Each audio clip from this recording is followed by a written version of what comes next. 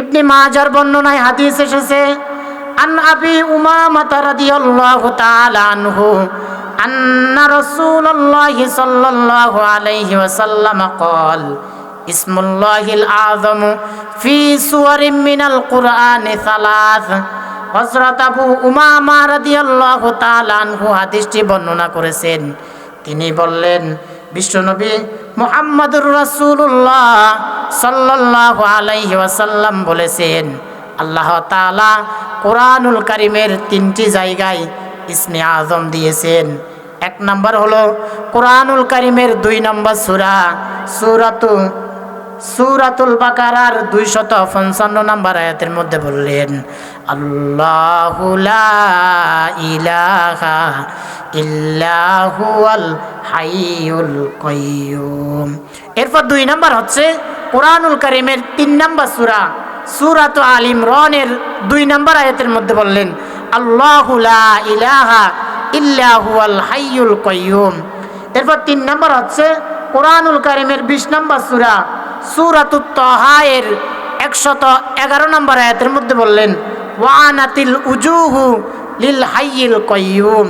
আল্লাহ তাআলা এই কোরআনুল কারীমের 3 জায়গায় তার ইসমে আযম দিয়েছেন। ইসমে আযম দিয়ে আল্লাহ তাআলা বললেন, আল ইসমুল আযম আল্লাযী ইযা দুইয়া বিহি আজাবা। ইসমে আযম দিয়ে যখন বান্দা আমি আল্লাহকে ডাক দেয়, আমি আল্লাহ সাথে সাথে ওই বান্দার ডাকে সাড়া দিয়ে দিই। সুবহানাল্লাহ। আবার মুসলিম শরীফের বর্ণনায় হাদিস এসেছে, আন উবাই ইবনে কাব রাদিয়াল্লাহু তাআলা আনহু قال قال রাসূলুল্লাহ সাল্লাল্লাহু আলাইহি ওয়াসাল্লাম। হযরত উবাই বিন কাব রাদিয়াল্লাহু তাআলা আনহু হাদিসটি বর্ণনা করেছেন। তিনি বললেন, বিশ্বনবী মুহাম্মদুর রাসূলুল্লাহ সাল্লাল্লাহু আলাইহি ওয়াসাল্লাম একদিন হযরত উবাই বিন কাবকে প্রশ্ন করলেন, ইয়া আবাল মুনযির আতাদরি আইয়ুহা আয়াতিম মিন কিতাবিল্লাহি মা কাউযার। হে আবুল মুনযির, তুমি বলো তো কোরআনুল কারীমের সবচেয়ে দামি আয়াত কোনটি? কোরআনুল কারীমের সবচেয়ে ফজিলতপূর্ণ আয়াত কোনটি? হযরত উবাই বিন কাব রাদিয়াল্লাহু তাআলা আনহু বললেন, আল্লাহু ওয়া রাসূলুহু আলাম। এই ব্যাপারে আল্লাহ এবং তার রাসূল ভালো জানেন।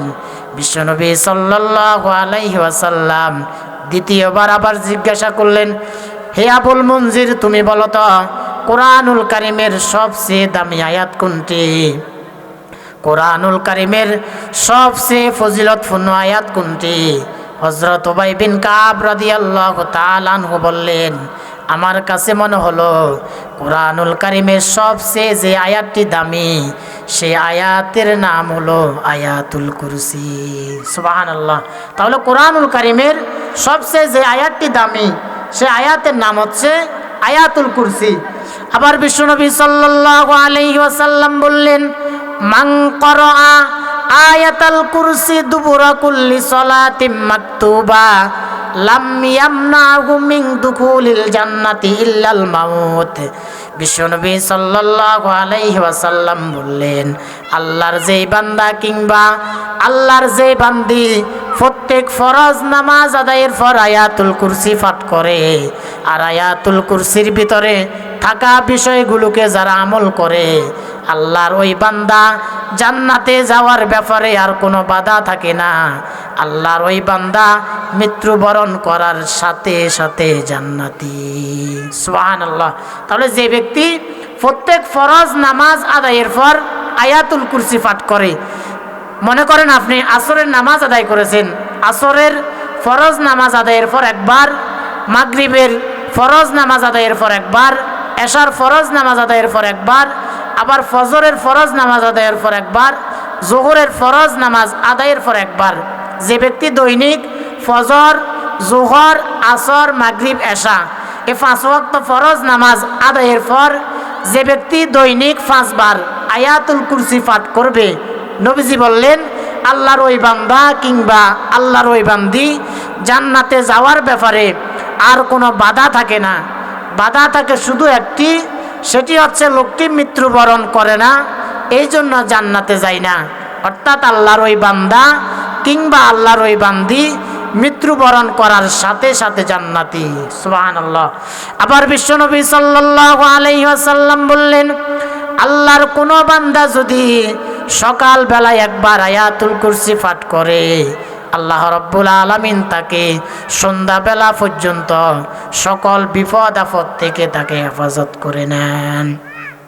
আবার আল্লাহর কোনো বান্দা যদি রাতের বেলায় একবার আয়াতুল কুরসি পাঠ করে, আল্লাহ রাব্বুল আলামিন ওই ব্যক্তিকে পরের দিন সকালবেলা পর্যন্ত আল্লাহ তাআলা তাকে সকল বিপদ আপদ থেকে হেফাজত করে নেন। এজন্য আল্লাহ তাআলা বলেন, আল্লাহু লা ইলাহা ইল্লা হুয়াল হাইয়ুল কাইয়্যুম। আল্লাহ তাআলা বলেন, আল্লাহ হচ্ছেন তিনি যিনি ছাড়ার কোনো ইলাহ নাই, যিনি ছাড়ার কোনো মাবুদ নাই, যিনি ছাড়ার কোনো ইবাদত পাওয়ার মতো হকদার কেউ নাই। তিনি হচ্ছেন আল হাইয়ুল কাইয়্যুম, তিনি হচ্ছেন চিরঞ্জীব এবং চিরস্থায়ী। সুবহানাল্লাহ। তাহলে আল্লাহু লা ইলাহা ইল্লা হুয়াল হাইয়ুল কাইয়্যুম, আল্লাহ হচ্ছেন তিনি যিনি ছাড়া আর কোনো ইলাহ নাই, যিনি ছাড়া আর কোনো মাবুদ নাই, যিনি ছাড়া আর কোনো ইবাদত পাওয়ার মতো হকদার কেউ নাই। আল্লাহ ব্যতীত এই পৃথিবীতে আল্লাহ ব্যতীত যদি আরো বহু খোদা থাকতো, মনে করেন আল্লাহ যদি একজন না হয়ে দুইজন হতেন, আল্লাহ যদি একজন না হয়ে তিনজন হতেন, আল্লাহ যদি একজন না হয়ে চারজন হতেন, তাহলে পৃথিবীর অবস্থা কেমন হতো? আল্লাহ তাআলা কোরআনুল কারীমের 21 নম্বর সূরা সূরাতুল আম্বিয়ার 22 নম্বর আয়াতের মধ্যে বললেন, লাউ কানা ফীহিমা আলিহাতুন ইল্লাল্লাহু লাফাসাদাতা ফাসুবহানাল্লাহি রাব্বিল আরশি আম্মা ইয়াসিফুন। আল্লাহ তাআলা বলেন, যদি আমার সাথে একাধিক ইলাহ থাকতো, যদি আল্লাহ একজন না হয়ে একাধিক ইলাহ হতো, তাহলে পৃথিবীতে ফাসাদ সৃষ্টি হতো, বিশৃঙ্খলা সৃষ্টি হতো। আল্লাহ যদি একজন না হয়ে দুইজন হতেন, তাহলে একজন বলতেন আজকে পুরা দিন রৌদ্র থাকবে, আরেকজন বলতেন আজকে রৌদ্র থাকবে না, আমি আজকে বৃষ্টি দিব। যদি আল্লাহ তিনজন হতেন, একজন বলতো আজকে গরমকাল থাকবে, আরেকজন বলতো শীতকাল হবে। এভাবে আল্লাহ যদি একজন না হয়ে একাধিক আল্লাহ হতো, তাহলে পৃথিবীতে বিশৃঙ্খলা সৃষ্টি হতো। এই পৃথিবীতে বহু মানুষ আছে যারা এক আল্লাহকে বাদ দিয়ে বহু খোদার ইবাদত করে। তারা নিজেরা মূর্তি বানিয়ে সেই মূর্তিগুলোর ইবাদত করে। তাদের ব্যাপারে আল্লাহ তাআলা বলেন, ইন্নাল্লাযীনা তাদউনা মিন দুনিল্লাহি লা ইয়াখলুকু যুবাবান ওয়ালাউ ইজতামাউলা। আল্লাহ রাব্বুল আলামিন বলেন, নিশ্চয় যারা আমি আল্লাহকে বাদ দিয়ে বহু খোদার ইবাদত করে, যারা নিজেরা খোদা বানিয়ে সেই খোদাগুলোর উপাসনা করে, সেই খোদাগুলোর যারা পূজা করে, তাদের উদাহরণ হলো লা ইয়াখলুকুহুমুয যুবাবা, তাদের উদাহরণ হলো মশার মতো, তাদের উদাহরণ হলো মাছির মতো, তাদের উদাহরণ হলো মশার মতো, মাছির মতো। তারা সবাই মিলে চেষ্টা করে একটা মশা বা মাছি সৃষ্টি করতে পারবে না। ওয়া ইয়াসলুবুহুমুয যুবাবু শাইআল লা ইস্তানকিযু মিনহু দুআফাত তালিব ওয়াল মাতলুব। তারা সবাই মিলে শুধু একটা মশা বা মাছি বানাতে পারবে না যে তা নয়, বরং তাদের গায়ের মধ্যে যদি কোনো মশা বা মাছি বসে থাকে, সেই মশা বা মাছিকে তাড়ানোর মতো ক্ষমতা পর্যন্ত তাদের নাই। এই জন্য আল্লাহ তাআলা বলেন, আল্লাহু লা ইলাহা ইল্লা হুয়াল হাইয়ুল কাইয়্যুম, আল্লাহ হচ্ছেন তিনি যিনি ছাড়া আর কোনো ইলাহ নাই, যিনি ছাড়া আর কোনো মাবুদ নাই, যিনি ছাড়া আর কোনো ইবাদত পাওয়ার মতো হকদার কেউ নাই। তিনি হচ্ছেন আল হাইয়ুল কাইয়্যুম, তিনি হচ্ছেন চিরঞ্জীব এবং চিরস্থায়ী। আমাদের জাতির পিতা ইব্রাহিম আলাইহিস সালাম যখন তিনি আস্তে আস্তে বড় হতে লাগলেন, ইব্রাহিম আলাইহিস সালাম যখন আস্তে আস্তে বড় হতে লাগলেন, তখন তিনি দেখলেন তার পিতা আজর সে নিজে মূর্তি বানায় এবং সেইগুলোকে সে নিজে উপাসনা করে। ইব্রাহিম আলাইহিস সালাম তখন বললেন, হে আমার বাবা, তুমি কেন এমন জিনিসের ইবাদত করো যেই জিনিসকে তুমি নিজে বানিয়েছ, যেই জিনিসকে তুমি সৃষ্টি করেছ এই মূর্তিগুলো তো তোমাকে সেজদা করার কথা, উল্টা দেখি তুমি তাদেরকে সেজদা করো। ইব্রাহিম আলাইহিস সালাম যখন তার বাবাকে এই কথাগুলো বললেন, তার বাবা তখন কোনো জবাব দিতে পারল না। একদিন দেখা গেল সবাই মিলে যখন মেলায় চলে গেলেন, ইব্রাহিম আলাইহিস সালাম তখন মূর্তির ঘরে ঢুকলেন। মূর্তির ঘরে ঢুকে ইব্রাহিম আলাইহিস সালাম দেখলেন অনেকগুলো মূর্তি। ইব্রাহিম আলাইহিস সালাম তখন তার হাতের মধ্যে একটা কুটাল নিলেন। কুটাল নেওয়ার পর বড় যে মূর্তিটা রয়েছে, ইব্রাহিম আলাইহিস সালাম প্রথম মূর্তির ঘরে ঢুকে বললেন, আল্লাহ তাকুলুন, তোমরা খাও না কেন? অর্থাৎ মূর্তিগুলোর সামনে অনেকগুলো খাবার রয়েছে, মূর্তিগুলো খাবার খায় না। ইব্রাহিম আলাইহিস সালাম তখন মূর্তিগুলোকে জিজ্ঞাসা করতে লাগলেন, আল্লাহ তাকুলুন, তোমাদের সামনে তো খাবার রয়েছে, এই খাবারগুলো তোমরা খাও না কেন? মা লাকুম লা তানতিকুন, যখন খাবার খাই না ইব্রাহিম আলাইহিস সালাম তখন বললেন, কথা বলো না কেন? তোমরা খাবারও খাও না, কথাও বলো না। ইব্রাহিম আলাইহিস সালাম তখন ফারাগ আলাইহিম দরবাম বিল ইয়ামিন, ইব্রাহিম আলাইহিস সালাম তার হাতের মধ্যে একটি কুটাল নিলেন। কুটাল নেওয়ার পর তিনি তার হাতের মধ্যে কুটাল নিয়ে বড় যে মূর্তিটা রয়েছে মূর্তিটাকে রেখে বাকি সকল মূর্তিগুলো ভেঙে ফেললেন।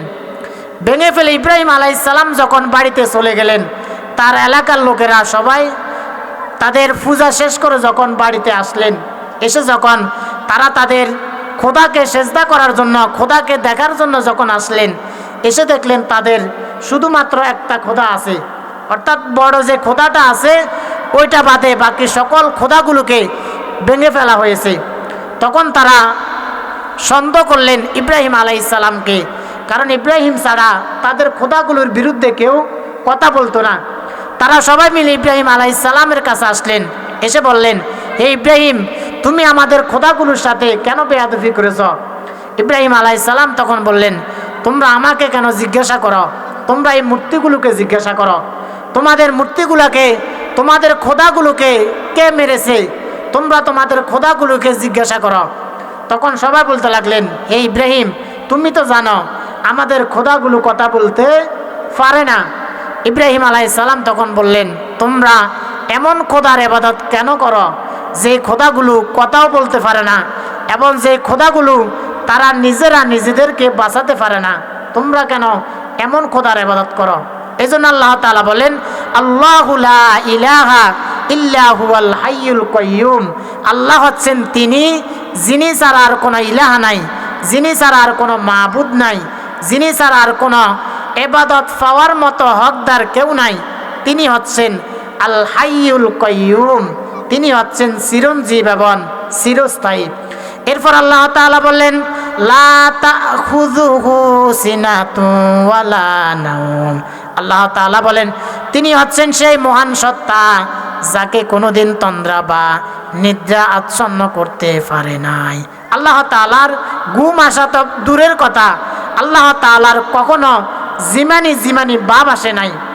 মুসা আলাইহিস সালাম একদিন আল্লাহ তাআলাকে বললেন, হে আল্লাহ, আমরা যদি একদিন ঘুম না যাই তাহলে আমরা থাকতে পারি না, আর তুমি নাকি ঘুমাও না, তুমি কিভাবে থাকো? আল্লাহ তাআলা তখন মুসা আলাইহিস সালামকে বললেন, মুসা, তোমার কি বিশ্বাস হয় না? মুসা আলাইহিস সালাম বললেন, আল্লাহ, অবশ্যই আমার বিশ্বাস হয়, তবে আমরা একদিন ঘুম না গেলে, আমরা যদি একদিন ঘুম না যাই তাহলে আমরা থাকতে পারি না, আর তুমি ঘুম না গিয়ে কিভাবে থাকো? আল্লাহ তাআলা তখন বললেন, মুসা, আমি তোমাকে কাজের মাধ্যমে প্রমাণ দেখাবো। আল্লাহ তাআলা মুসা আলাইহিস সালামকে বললেন, মুসা, তুমি দুইটা কাঁচের পানি ভর্তি গ্লাস নিয়ে আসো। মুসা আলাইহিস সালাম যখন পানি ভর্তি দুটি কাঁচের গ্লাস নিয়ে আসলেন, আল্লাহ তাআলা মুসা আলাইহিস সালামকে বললেন, মুসা, তুমি দুইটা পানি ভর্তি কাঁচের গ্লাস নিয়ে দাঁড়িয়ে থাকো, আমি তোমাকে যতক্ষণ না পর্যন্ত ডাকবো ততক্ষণ পর্যন্ত তুমি এই গ্লাসগুলো নিয়ে দাঁড়িয়ে থাকবা। মুসা আলাইহিস সালাম তখন পানি ভর্তি গ্লাসগুলো নিয়ে দাঁড়িয়ে থাকলেন। আল্লাহ তাআলা তখন ঘুমকে অর্ডার করলেন, আমার নবী মুসাকে ধরো। ঘুম যখন আল্লাহ তাআলার অর্ডার অনুযায়ী, আল্লাহ তাআলার হুকুম অনুযায়ী মুসা আলাইহিস সালামকে ধরলেন, দেখা গেল মুসা আলাইহিস সালামের জিমানি ভাব আসলো। মুসা আলাইহিস সালামের যখন জিমানি ভাব আসলো, মুসা আলাইহিস সালামের হাত থেকে গ্লাসগুলো পড়ে ভেঙে গেল। মুসা আলাইহিস সালাম তখন ভয় পেয়ে গেলেন। আল্লাহ তাআলা বলেন, মুসা তুমি ভয় পেও না, তুমি ভয় পাওয়ার কোনো কারণ নাই, কারণ আমি যদি তোমার মতো ঘুমিয়ে যেতাম তাহলে এই পৃথিবী আর পৃথিবীর মধ্যে থাকতো না। কুল্লু মান আলাইহা ফান, এই পৃথিবীর সকল কিছু ধ্বংস হয়ে যেত। সুবহানাল্লাহ। এজন্য আল্লাহ তাআলা বলেন, লা তাখুযুহু সিনাতু ওয়ালা নাওম, তিনি হচ্ছেন সেই মহান সত্তা যাকে কোনোদিন তন্দ্রা বা নিদ্রা আচ্ছন্ন করতে পারে নাই। এরপর আল্লাহ তাআলা বলেন, লাহু মা ফিস সামাওয়াতি ওয়া মা ফিল আরদ, আল্লাহ তাআলা বলেন আকাশ আর জমিনের মধ্যে যা কিছু আছে সকল কিছুর সব কিছুর একমাত্র মালিক হলাম আমি আল্লাহ। আল্লাহ তাআলা কোরআনুল কারীমের 2 নম্বর সূরা সূরাতুল বাকারার 107 নম্বর আয়াতের মধ্যে বললেন, আলাম তাআলাম আন্নাল্লাহা লাহু মুলকুস সামাওয়াতি ওয়াল আরদ ওয়া মা লাকুম মিন দুনিল্লাহি মিন ওয়ালিয়্যিন ওয়ালা নাসির। আল্লাহ তাআলা বলেন, তোমরা কি জানো না আকাশ আর জমিনের মধ্যে যা কিছু আছে আকাশ আর জমিনের একমাত্র মালিক হলাম আমি আল্লাহ। আকাশ আর জমিনের মালিকানা হলো আমার হাতে, আমি ছাড়া তোমাদের কোনো অভিভাবক নাই, আমি ছাড়া তোমাদের কোনো সাহায্যকারী নাই। সুবহানাল্লাহ। তাহলে লাহু মা ফিস সামাওয়াতি ওয়া মা ফিল আরদ, আসমান আর জমিনের মধ্যে যা কিছু আছে সকল কিছুর সব কিছুর একমাত্র মালিক হলেন আল্লাহ। এরপর